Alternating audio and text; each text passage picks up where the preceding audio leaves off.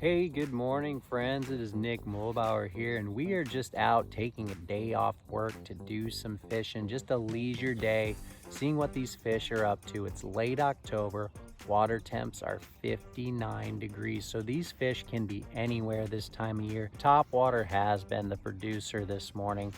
We got dirty water, so I'm fishing that top water pretty shallow, but we're gonna just fish around, have some fun. Come along with me and we'll see what we can find. Any day of fishing is a day better than being at work. Stay tuned.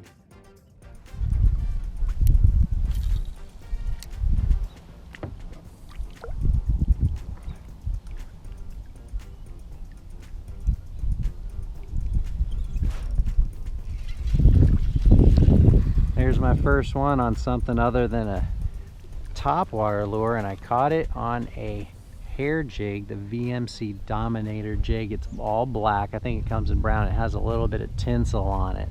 And I always put this on when the fish are being moody. They're shorting my jigs, they're shorting my top water. And when that happens, I always put this on. Those bass bite it when you work it over those rocks and deflect off of all the cover down there. So it's a very good lure for those cooler water temps. It's 59 degrees, so they should hit a lot of stuff, like I said earlier. Once I get some confidence, we'll throw something else.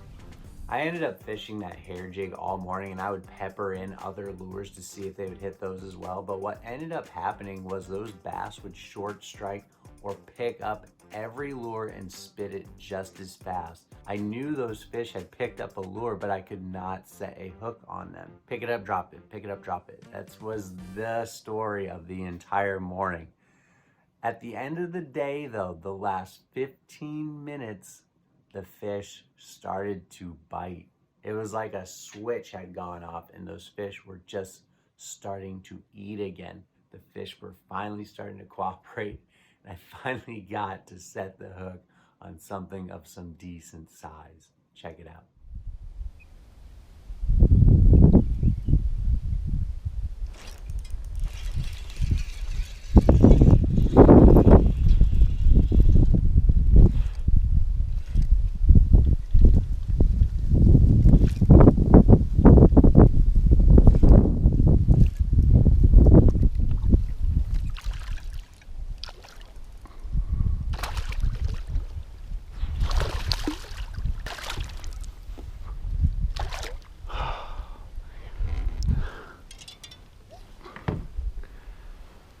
Oh, I said in my head this was my last cast. There it is, guys. Hair jig. Time to go home. Bass are biting. Working down the break. Biggest fish of the day by far. They've just been testing my patience all day.